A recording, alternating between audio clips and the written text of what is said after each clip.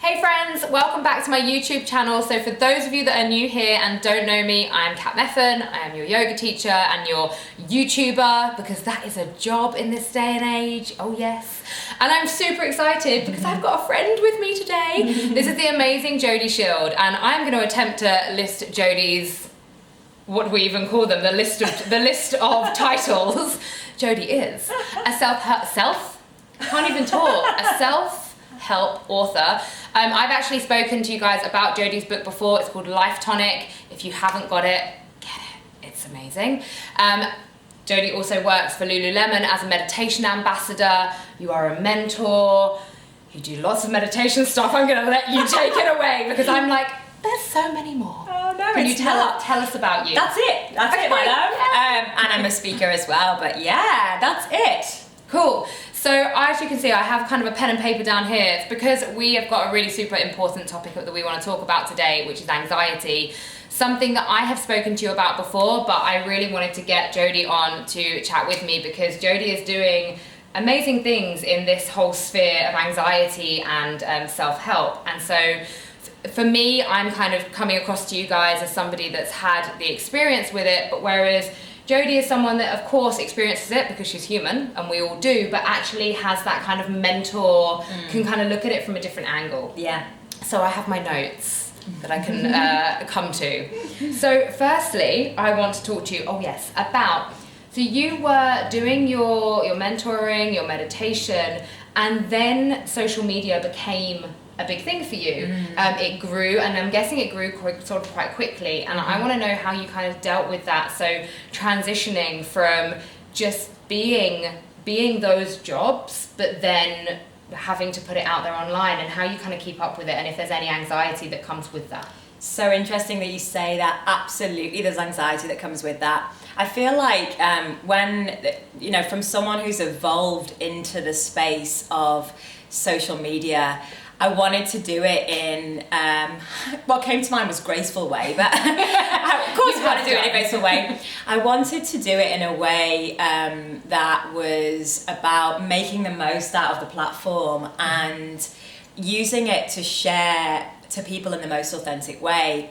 Except when you're going into a platform that is constantly showing you lots of different images of people and people that have really, really big followings, and if you're a bit of a workaholic like me,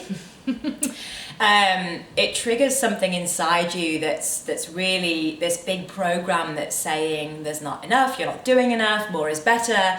And so what comes in is that program that starts really triggering you and bringing up a lot of anxiety. So it's really super easy to start looking at what other people are doing and comparing yourself to them. And so for me, it was always that fine line between entering into that world in a graceful way, in a mindful way, and also being really, really respectful about what everybody else is doing, whilst maintaining a certain degree of authenticity and not getting too sucked in to what everyone else is doing, and remembering that, all of these incredible people, many of whom we're friends with, amazing influencers, they're influencers and bloggers first. And so for me, I'm first and foremost a mentor, a self-help author. Even being a self-help author came fairly late on, but a speaker, and then, as you say, being a blogger, and then most lately being labelled an influencer, which is, I don't know what that means just yet. No one does. No one knows what it means. We don't really like the word, but we have to use it. Yeah. I think I'm constantly checking in with myself every day, and you and I have talked about this a lot. How can I remain really authentic, true to who I am, and have this honest voice in this world of curation, I suppose. No, I'm totally with you, and just something that you mentioned about having the respect for others. So knowing that you have your space, but then everyone else has theirs, and you do it for you, and you share what feels good for you, rather than getting sucked into what others are doing and that comparison and Yeah, stuff. absolutely. I just wanted to say something about anxiety, actually. It was just picking up on what you said at the beginning. And it's very much involved in what you just asked of me. I didn't, for ages, say that I had anxiety. What I had was adrenaline, and I had nervous energy, and because of my workaholic programming, which I'm sure many of you will relate to, it was like this energy inside that was like, oh, I kind of like this. I can do everything. Oh my gosh.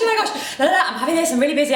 And so, but that's anxiety. And I just wanted to share that with you. No, definitely. And I actually, going on a bit of a tangent then, can we maybe talk, hopefully, about this kind of a slight separation between stress, anxiety, depression? Yeah. Because I think that they get so wrapped up into one, yet they are different things. Yeah.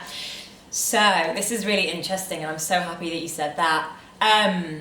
So me speaking from my days as an alternative therapist / healer, my understanding of what anxiety actually is, you know, it's an expression of lots of stuff that we have going on inside ourselves that we're not quite ready to face yet, and that's okay. And what's really amazing when you guys start being aware of what I'm about to say is that it will really, really transform your understanding of anxiety and put you in a space and enable you to really do something about it. So I'm just going to share that, you know, as humans, we are experiencers. We go through life, we experience so many things, you know, whether it's playing with friends in the schoolyard and being, you know, around people as a child. And, you know, so often things will happen to us that aren't so nice. And so what's interesting in those moments is that when we're in a not so nice experience, I'll give you an example. Maybe you're 4 years old, 5 years old, and you are about to read out loud for the first time in a classroom. Still freaks me out now. And you have the book and you're reading something out loud, a passage, and you mess up a word, and one of the other children, who is 5 years old, laughs, but they're not laughing at you, they're laughing because it's just funny. You know, life is funny when you're a child. Something inside you records that memory of being laughed at, and something inside you labels that memory as you in that moment not being good enough to read. And so you can then go through loads of little experiences in life that have the same, you know, wrapper around them, or the same, you judge them in the same way, and you kind of catalogue all these memories, and then you get to a place now and you're being asked to present something to a room full of people, and you are, you know, before you go into that presentation, your palms are sweating, you have full on fear. And in that moment, you're being reminded subconsciously, and I find this super interesting, but you're being reminded subconsciously of all those little memories that happened to you. The best news is that once you're aware of that, you can begin to really transform some of those memories and have a deeper understanding of yourself. So when we talk about stress, you can be triggered by so many external things in your surroundings, and that will make you feel stressed out. To go a level deeper, you know, some people say that anxiety is actually long-term stress. You can then, when you go into an anxious place, it feels more long-term. It's like you're triggering something that's more of a long-term problem. Like a fear of public speaking or a fear of social interaction. I think that, if you don't mind, that kind of touch upon the word fear. So stress for me is this, and I do it in an action, is this, oh gosh. Anxiety to me is, oh gosh. And I'm like taken aback, and I'm fearful of it. And really, really nice way to separate the two, I think. And I feel with depression is long-term anxiety. And so, and depression is, you know, it's very it's very easy to go into a space of despair and go into the space when you're not really aware of what anxiety is or how to heal your way out of it. You know, you can drop in this absolute space of desperation, and then everything's hopeless, and then your mind, your beautiful mind, whose primary role in life is to keep you safe and protected, whenever you're in an emotional space or traumatic space, the mind goes into overdrive even more, because in that moment it's not able to protect you or keep you safe.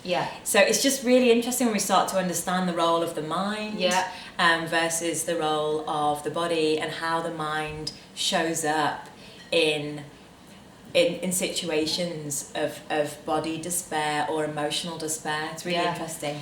And I think that you spoke about kind of awareness a few times. We're going to get onto a few tips and bits in a minute, but awareness really, especially for me, has been the key. And I'm not talking about necessarily like going like deep and being like, that was the exact reason that happened, but it was just taking that moment and being aware that something triggered something. Just that.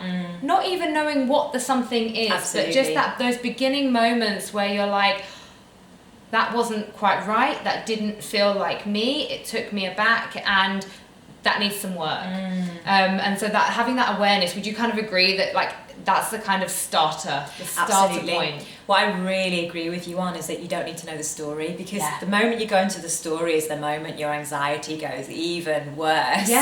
Because you're trying to overanalyze the anxiety, you're getting anxious about the anxiety. Totally. Which is really interesting. I absolutely agree with you for sure. So just one other big thing which I had a few questions about on Instagram was, you set yourself up for the day. So we wake up and we think today's going to be a great day. Maybe you have your morning routine and that all goes smoothly. Maybe you have your breakfast, all that goes smoothly. But then towards the end of the day, things just get a little bit more frantic. And by the time it gets to the evening, when it's time that you need to be going to sleep, you need to be winding down, everything that's going on is like 100 miles an hour and you just are finding it hard to slow down. We would love some tips from you on how to work with that winding down for the evening. Love that. We are constantly giving our brain, our mind, hundreds of problems to solve all day. And the fact is we get so frustrated with the mind, but it's trying to solve what the problems that we give it, right? So, you know, by the end of the day, we are so overwhelmed and just so drained, because as batteries, because I see us as human batteries, we just are scattering our energy throughout the day. So you're tired but wired, you're completely drained, and you come home and you're like, wow, I really, really just want to switch off and go to sleep, but you can't because your mind's so awake. So I'll give you some tools. There are lots of different tools that we could use here. I also just want to mention this amazing, because we're talking about the evening wind down, so I launched an amazing anxiety product last week, and it has a special unit in it for helping you wind down after a hard day, a long day, and there's a meditation in there as well that helps you drift into a really, really relaxing and deep sleep, because I'm excited to try we talk a lot about sleep, and you know, sleep's so important for productivity. So you come home from a long day, and on the amazing audio podcast, there are 2 really powerful tools that I teach you. So I'm just going to talk to you about one tool now, and I'm sure that I'll come out with 10 at the same time. This is how I roll. So when you come back from work, I'm just getting into the zone now. You're feeling overwhelmed, tired but wired, relaxed. I feel like it's really, really nice because we talk about breath a lot, you and I, because of your yoga practice. For me, what we do very well is forget to breathe, and we shallow breathe throughout the day, and so breathing is really important. And how about doing a really lovely breathing technique, and at the same time, you can do it with me now, just gently taking your fist and tapping on your collarbone. So if you just want to join us now, actually, if you just close your eyes and just whilst you're tapping, do I go across the 2? Anywhere over the collarbone, really. And at the same time, take some really nice deep breaths in. And I'm just going to talk to you about what this is doing while Kat is in the zone. What it's doing is the tapping is very gently neutralizing any blockages, emotions that are stuck, anything that's suppressing you from really getting oxygen into your cells, anything that will help you breathe more in and help you feel more awake, because our brains are very, very sleepy when we don't get enough air and oxygen. So really doing this at the same time is really, really effective, and it also brings you right into the present moment as well. How are you feeling? Great. Yeah. Because I'm having to think about this and only this. It was not possible for me to go on a tangent in my mind because I was so in that. And you mentioned, so that is, I love that technique. And actually you talk about tapping and things in your book. Absolutely do. And opening up like meridian lines and things like that, which is something I'm really into. But you did talk about this anxiety, I guess, digital program. It's called Anxiety SOS. And if you could give us kind of a rundown of what it is, because this, you guys know how close to my heart this topic is, and if there is any tiny small way that we can help you, I want to do that. By having Jodie here, I want her to share what it is that you're working on, so that then maybe a few of you can actually get on board with this and start to feel a little bit calmer. That's amazing, yeah. So we created, myself and my team, Anxiety SOS in response to like a call that we were really sensing our audience struggling with, and that is really about anxiety. And as an alternative therapist, having a room for 4.5 years, seeing clients, 20 clients a week back to back, it was just so obvious that people were just so stuck in their mental mind. And as I mentioned earlier, not quite calling it anxiety, but just feeling like they were just overburdened with stuff and overwhelmed. And, you know, when you have anxiety, it's so hard to make any decisions or understand where to go next. So Anxiety SOS is your daily survival guide to help you reduce anxiety. And it's about, you know, what I love about Kat, you know, she's got this amazing way of practicing yoga, and for me, practice is just such an amazing and important word. With anxiety, you know, no one can really show up for yourself except for you. And so we can talk a lot about anxiety and we can moan about anxiety and get frustrated about it, but if you're not willing to show up for anxiety and do something about it, it's never going to go away. So really know that we created this super simple and accessible price point product called Anxiety SOS. It's an audio survival guide, because from talking to you guys and my audience as well, podcasts and audio is the best way of consuming content. So we made it really easy. You wake up in the morning, you put a podcast on, and it teaches you 2 really key tools for the day to help you start the day off in the most incredible way, and to help you really snap out of any anxious feelings that you have in the morning, because we always have those. The first thing we think about is like, I've had a really bad night's sleep, I haven't had enough sleep. Then there is a short morning meditation. And so you can wake up in the morning and listen to the podcast for the first few days, and then if you don't have time, you can listen to the meditation instead. You get through the day, you come to lunchtime, and there's so many things that are happening in the morning, and I don't know about you guys, but I feel really overwhelmed at lunchtime, because I'm like, I've got all these things to do in the afternoon. So the lunchtime podcast requires you to close down your laptop, put your earphones in, and really helps you to get out of that manic mind, to reset yourself. There are 2 other tools that help you with that. And then there's a special lunchtime meditation, a short one. So if you only have time for that, great. And then at the end of the day, you have an evening podcast that you can come home, plug in, and there's 2 more really amazing tools on the podcast that teach you how to detox the mind, empty the brain, and really come into a space of stillness and relaxation. And then if you don't have time, there is a evening meditation for you. So the idea is that if you can show up for yourself every day for 21 days, doing either the podcast or the meditation, we have all of the testimonials that say that you'll be able to completely eradicate your anxiety, you know? And so that's amazing, because I know that we can be anxiety free. We can. We just have to talk about it, be open about it, and show up. Show up. Yeah, and accept that it's only human, right? We're absolutely. only human. Thank you so much for joining me.